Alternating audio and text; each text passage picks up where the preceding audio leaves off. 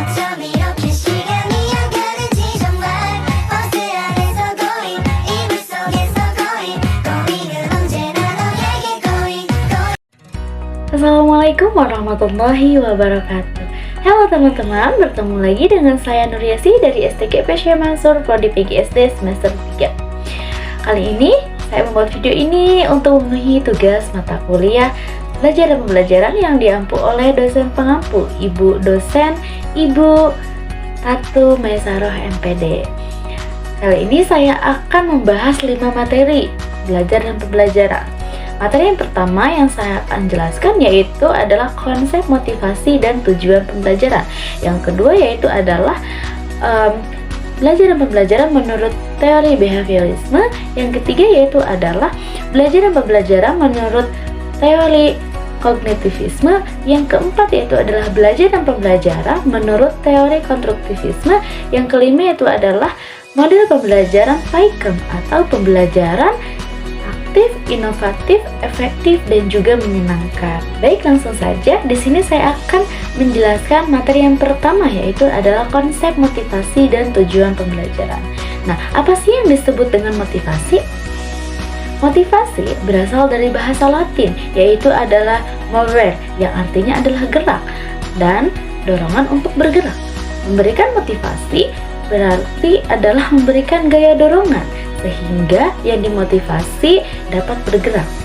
Motivasi dalam pembelajaran adalah sebagai dorongan untuk siswa belajar dengan giat dan mencapai tujuan yang diharapkan. Nah, selanjutnya motivasi itu dibagi menjadi 2 macam. Yang pertama itu adalah motivasi intrinsik atau motivasi yang sering disebut dengan motivasi murni. Motivasi ini timbul dari dalam diri siswanya sendiri. Yang kedua yaitu adalah unsur ekstrinsik. Unsur ekstrinsik ini didapatkan dari luar situasi belajar. Contohnya seperti siswa ingin mendapatkan angka, ijazah, tingkatan, dan juga hadiah. Nah, contohnya seperti ini. Seorang siswa ingin mempunyai target, ingin menjadi juara kelas tahun ini.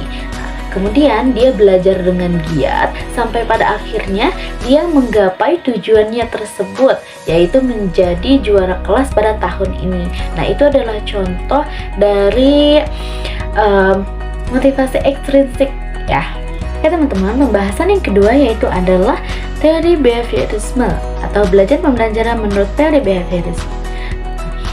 Apa sih? Bagaimana sih teori behaviorisme ini dalam belajar pembelajaran? Belajar pembelajaran menurut teori behaviorisme adalah perubahan tingkah laku sebab akibat adanya interaksi antara stimulus dan juga respons. Contohnya yaitu seorang guru memberikan pertanyaan kepada murid, kemudian murid menjawab dengan benar, kemudian si guru tersebut memberikan poin ataupun bintang. Kemudian kalau misalkan ada siswa lain yang menjawab dengan yang salah ataupun kurang tepat, guru bisa tidak memberikan poin ataupun bintang, tetapi tidak juga dengan dikurangi si bintang atau si poin tersebut. Nah, itu adalah contoh dari teori behaviorisme dalam belajar pembelajaran. Tujuannya itu untuk mengait agar siswa dapat aktif di kelas atau pada saat pembelajaran. Lalu, apa saja sih prinsip-prinsip yang harus diperhatikan dalam teori behaviorisme ini?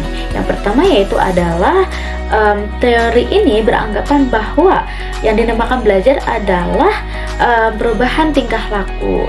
Yang kedua yaitu adalah teori ini beranggapan bahwa belajar yang paling penting adalah adanya stimulus dan juga respons. Yang ketiga yaitu adalah reinforcement, yakni apa saja yang menguatkan timbulnya respon, itulah yang disebut dengan belajar. Pembahasan selanjutnya yaitu adalah implementasi teori behavioristik dalam pembelajaran. Yang pertama yaitu ada penguatan positif dan negatif. Penguatan positifnya ketika seorang guru memberikan reward dan pujian setelah siswa melakukan apa yang diinginkan. Sedangkan penguatan negatifnya yaitu adalah menghilangkan sesuatu yang tidak diinginkan. Misal contohnya adalah seorang guru memberikan reward ataupun pujian setelah siswa tersebut melakukan dan menyelesaikan tugas dengan baik. Nah, yang kedua yaitu ada pembentukan atau shaping. Teknik ini digunakan untuk membimbing siswa secara bertahap menuju perilaku yang diinginkan. Yang ketiga yaitu adalah latihan dan pengulangan. Di dalam teori behavioristik ini, pembelajaran dapat dioptimalkan melalui latihan dan juga pengulangan. Oke, pembahasan yang ketiga yaitu adalah belajar dan pembelajaran menurut teori kognitivisme. Kognitif ini berasal dari kata cognition yang memiliki persamaan arti dengan knowing yang artinya mengetahui.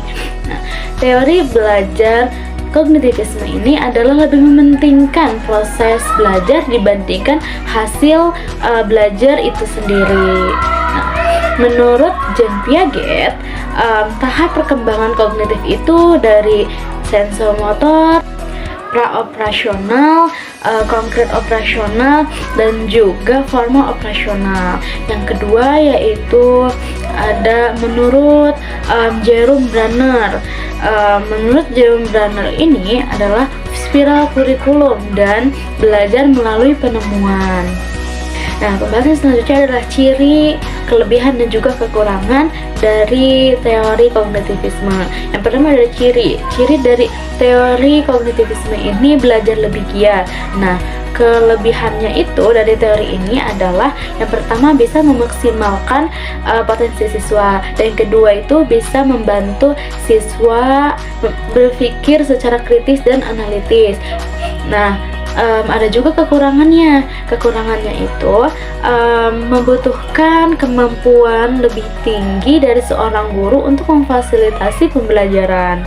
Pembahasan yang selanjutnya atau materi yang selanjutnya adalah teori belajar dan pembelajaran menurut teori konstruktivisme. Nah, di dalam teori konstruktivisme ini pengetahuan siswa dibangun dari adanya pengalaman siswa itu sendiri dan guru sebagai fasilitator dan juga sebagai pembimbing. Pembahasan yang selanjutnya yaitu ada kelebihan dan kekurangan dari teori konstruktivisme ini.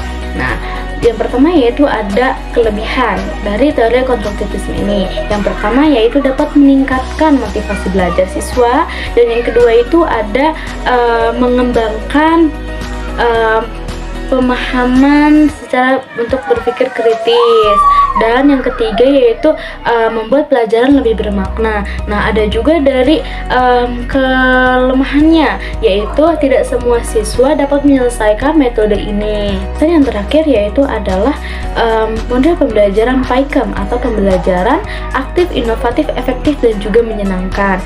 Nah, model pembelajaran pembelajaran PICAM ini adalah pendekatan pembelajaran yang dimana menggabungkan beberapa strategi pembelajaran untuk menciptakan suasana belajar yang lebih efektif dan juga menyenangkan. Nah, awal munculnya PICAM ini karena adanya alternatif dari pembelajaran konvensional yang dianggap monoton dan perkembangan dari model CBSA dan CTL.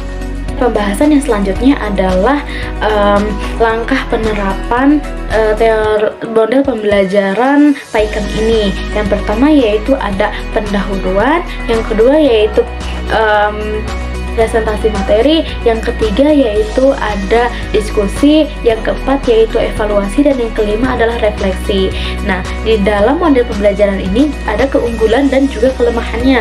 Keunggulannya ini yang pertama dapat meningkatkan keterampilan sosial dan membuat siswa ini bisa berpikir secara kritis. Yang kedua itu dapat mendorong belajar siswa yang lebih interaktif.